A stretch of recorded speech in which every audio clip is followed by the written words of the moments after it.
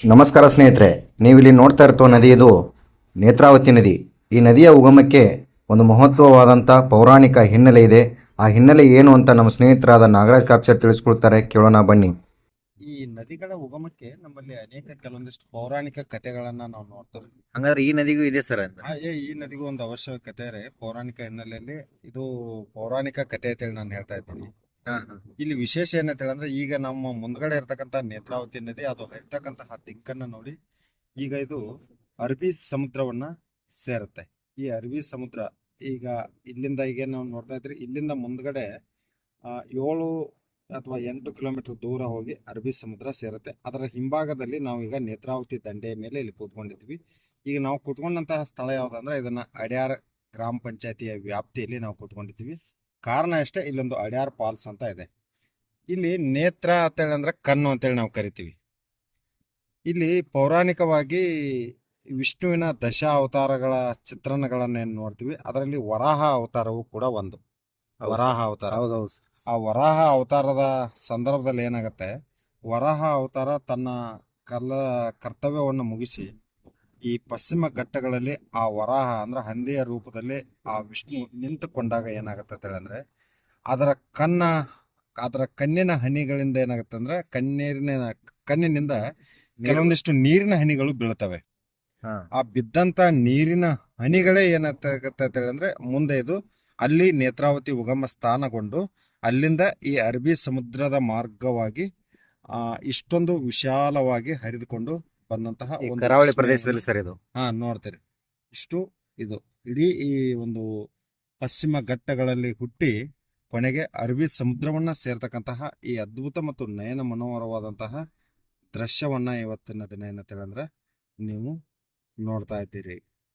ಕಣ್ಣಿನ ಹನಿಗಳಿಂದ ಬಂದಂತಹ ನೀರಿನಿಂದ. ಇನ್ನು ಅದೇ ಇದರಿಂದ ಏನಾಗತ್ತೆ ಅಂತೇಳಂದ್ರೆ, ಆ ಹಂದಿ ಅಂದ ತಕ್ಷಣ 2 ಕೋರೆಗಳಿರ್ತಾವ ನೋಡಿ. ಹೌದು ಸರ್, 2 ಕೋರೆಗಳಿರ್ತಾವಲ್ಲ, ಅದು ಒಂದಿಗೆ 2 ಕೋರೆಗಳು. ಕೋರೆಗಳು.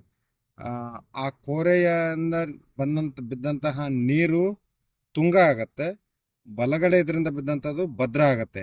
ಅವು ಎರಡನ್ನು ಬೇರೆ ಬೇರೆಯಾಗಿ ಹರಿದು ಮುಂದೆ ಸೇರ್ತಾವಲ್ಲ, ಆ ಸೇರಿದಾಗ ಮಾತ್ರ ಅವಾಗ ಏನಾಗುತ್ತೆ, ತುಂಗಭದ್ರಾ ನದಿ ಆಗತ್ತೆ. ಉತ್ತರ ಕರ್ನಾಟಕದಲ್ಲಿ ಹರಿತೈತೆ. ಈಗ ಹೊಸಪೇಟೆ ಹತ್ರ ಅಲ್ಲಿ ನಾವು ಡ್ಯಾಮ್ ಅನ್ನ ನೋಡ್ತೀವಿ, ತುಂಗಭದ್ರಾ ನದಿ ಡ್ಯಾಮ್ ಅಂತ. ಆ ನದಿಗೂ ಒಂದು ಐತಿಹಾಸಿಕ ಹೀಗೆ ಅಂದ್ರೆ, ಇವೆಲ್ಲದರ ಮೂಲವನ್ನ ಹುಡುಕಾಡ್ಕೊಂಡು ಹೋದಾಗ ಏನಾಗುತ್ತೆ ಅಂದ್ರೆ, ಪ್ರತಿಯೊಂದು ಪ್ರಕೃತಿ ಮತ್ತು ಪೌರಾಣಿಕ ಹಿನ್ನೆಲೆಯ ಕಥೆಯನ್ನ ಆಧರಿಸಿನೇ ನಾವು ಇರ್ತಕ್ಕಂತಹ ಅದ್ಭುತವಾದಂತಹ ದೃಶ್ಯವನ್ನ ನಾವು ನೋಡ್ತೀವಿ. ಸರ್, ಇಲ್ಲಿ ನಡುಗಡ್ಡೆ ನಿರ್ಮಾಣ ಆಗೈತಲ್ಲ ಸರ್, ಇಲ್ಲಿ ನೋಡಿ. ಈಗ ಅಲ್ಲಿ ಏನು ನಡುಗಡ್ಡೆಯನ್ನು ನೋಡ್ತಾ ಇದ್ದೀರಿ, ಇಡೀ ಈ ಒಂದು ನೇತ್ರಾವತಿ ನದಿ ಈಗ ಮಳೆಗಾಲ ಸಂದರ್ಭ ಆಗಿದ್ರಿಂದ ಅದರ ಮನೇನು ಇದಾವಲ್ರಿ. ಹೌದೌದು, ಅದರ ವ್ಯಾಪ್ತಿಯನ್ನ ಒಂದ್ ಸ್ವಲ್ಪ ನೀವು ಗಮನಿಸ್ಬೇಕು, ಎಲ್ಲಿಂದ ಎಲ್ಲಿವರೆಗೆ ಅಂತ. ಸುಮಾರು ನೋಡಿ, ಇದರ ಅಗಲ ಇಲ್ಲಿ ಈಗ ಏನ್ ನೀವು ನೋಡ್ತಾ ಇದ್ರೆ, ಇದರ ಅಗಲ ಈಗ ಎಷ್ಟು ಇದೆ ಅಂತಂದ್ರೆ, ಸುಮಾರು 1 ಕಿಲೋಮೀಟರ್ ಉದ್ದ ಅಗಲ ಇದೆ. ಇದು ಇಲ್ಲಿ ಏನು ಅಗಲ ಇದು, ನದಿ ಅಗಲ ಇದೆ ಸರ್. ನದಿ ಅಗಲ ವ್ಯಾಪ್ತಿಯಾಗಿ ಇಲ್ಲಿ ಹರಿಯುತ್ತೆ. ಇಲ್ಲಿ ಯಾಕೆ ಇಷ್ಟೊಂದು ನೀರು ನಿಂತ್ಕೊಳ್ಳುತ್ತೆ ಅನ್ನೋದಕ್ಕೆ ನಿಮ್ಗೆ ಅಲ್ಲಿ ಮಧ್ಯದಲ್ಲಿ ನಡುಗಡ್ಡೆ ಇದೆ. ನಡುಗಡ್ಡೆಯಲ್ಲಿ ನೀವು ಗಮನಿಸಬಹುದು, ಮನೆಗಳು ಕೂಡ ಇದೆ. ಆ ಮನೆಯವರಿಗೆ ಯಾವುದೇ ರಸ್ತೆಗಳಿಲ್ಲ ಅಲ್ಲಿ. ಅಲ್ಲಿ ನೀವು ಕೆಲವೊಂದಿಷ್ಟು ಬೋಟ್ ವ್ಯವಸ್ಥೆ ಮಾಡಿಕೊಂಡಿದ್ದಾರೆ ನೋಡಿ. ಬೋಟ್ ಕಾಣುತ್ತೆ ನೋಡಿ ಸರ್, ಅಲ್ಲಿ ಬೋಟ್ಗಳು ಕೂಡ ಕಾಣುತ್ತೆ ನೋಡಿ. ಆ ಮನೆ ಅಲ್ಲಿ ಒಳಗಡೆ ಒಂದು ಚಿಕ್ಕದಾದಂತ ಊರಿದೆ, ಅಲ್ಲಿ ತೆಂಗಿನ ತೋಟಗಳಿಗೂ ಎಲ್ಲ ಇದೆ. ಅವ್ರು ಏನಾದ್ರೂ ಸಂಪರ್ಕ ಮಾಡ್ಬೇಕಾಗಿತ್ತು ಅಂತ ಹೇಳಿದ್ರೆ, ಆ ಬೋಟ್ಗಳ ಮೂಲಕನೇ ಈ ಕಡೆ ಮಂಗಳೂರಿನ ಸಂಪರ್ಕವನ್ನು ಮಾಡ್ಬೇಕಾಗತ್ತೆ. ಇಲ್ಲಿ ತುಂಬಾ ಸುಮಾರು ಮನೆಗಳಿದಾವ ಅಲ್ಲಿ. ಹೌದು, ತುಂಬಾ ಇದಾರೆ. ಅಲ್ಲೊಂದು ಸಣ್ಣ ಊರ ಇದೆ. ಇನ್ನೊಂದು ಅಲ್ಲಿ ದೂರದಲ್ಲಿ ಒಂದು ಸೇತುವೆನ ನೋಡ್ತಾ ಇದ್ದೀರಿ ನೋಡಿ. ಹೌದು ಸರ್, ಸೇತುವೆ ಇದೆ ಅಲ್ಲಿ. ಈಗ ಅದು ಸೇತುವೆಯನ್ನು ಮಾಡಿದ್ದಾರೆ, ನೀರನ್ನ ಹಿಡಿದಿಟ್ಟುಕೊಳ್ಳಲಿಕ್ಕೆ ಮಾಡಿದಂತಹ ಒಂದು ಸೇತುವೆ ಅದು.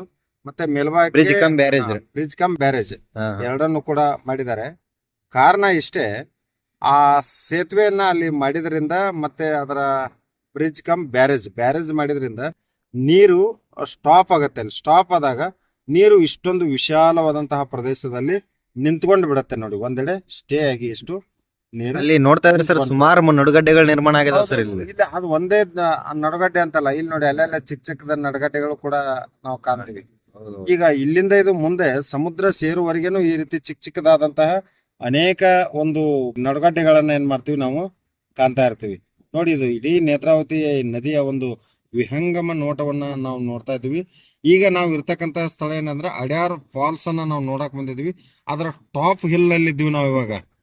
ಟಾಪ್ ಹಿಲ್ನಲ್ಲಿ ಇರೋದ್ರಿಂದ ಏನಾಗುತ್ತೆ ಅಂದ್ರೆ ಇಡೀ ಈ ಒಂದು ಪರಿಸರದ ಒಂದು ಅತ್ಯಂತ ವೈಭವಿತವಾದಂತಹ ಒಂದು ರಮಣೀಯವಾದಂತಹ ದೃಶ್ಯವನ್ನ ಇವತ್ತಿನ ದಿನ ನಾವು ನೋಡ್ತಾ ಇದ್ದೀವಿ. ನೇತ್ರಾವತಿ ಕಥೆಯ ಹಿನ್ನೆಲೆ ಮತ್ತು ಇದರ ಪೌರಾಣಿಕ ಕತೆ ನಮಗೆ ತಿಳಿದಷ್ಟು, ನಮ್ಮ ಮತಿಗೆ ನಿಲುಕಿದಷ್ಟು ನಾವು ಹೇಳಿದ್ದೀವಿ. ಇನ್ನೂ ಇದ್ರ ಬಗ್ಗೆ ನಿಮ್ಗೆ ಯಾರಾದರೂ ಹೆಚ್ಚಿನ ಮಾಹಿತಿ ಇದ್ದವರು ಕಮೆಂಟ್ ಬಾಕ್ಸ್ನಲ್ಲಿ ತಿಳಿಸಿ ಅಂತ ಹೇಳ್ತಾರೆ. ನೋಡಿ ಸ್ನೇಹಿತರೆ, ಇಷ್ಟೊತ್ತು ನಮ್ಮ ಸ್ನೇಹಿತರಾದ ಕಾಪ್ಸೆ ಅವರು ಈ ಒಂದು ನದಿಯ ಉಗಮದ ಬಗ್ಗೆ, ಇದರ ಪೌರಾಣಿಕ ಹಿನ್ನೆಲೆ ಬಗ್ಗೆ ನಮಗೆ ವಿವರವಾದ ಮಾಹಿತಿಯನ್ನು ನೀಡಿದ್ದಾರೆ. ಇನ್ನೂ ಹೆಚ್ಚಿನ ಮಾಹಿತಿಯಾಗಿ ನಮ್ಮ ಸಖತ್ ಗುರು ಚಾನಲ್ನ ಸಬ್ಸ್ಕ್ರೈಬ್ ಮಾಡಿ, ಬೆಲ್ ಐಕನ್ನ ಕ್ಲಿಕ್ ಮಾಡಿ. ಧನ್ಯವಾದಗಳು.